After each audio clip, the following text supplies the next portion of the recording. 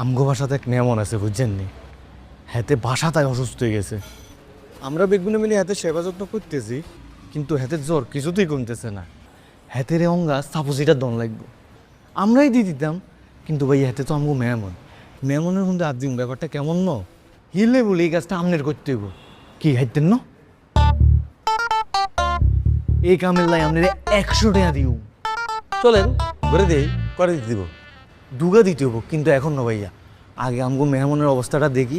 হাতে যদি নিজে নিজে না নিতে পারে তাইলে আপনারা ফোন দিও।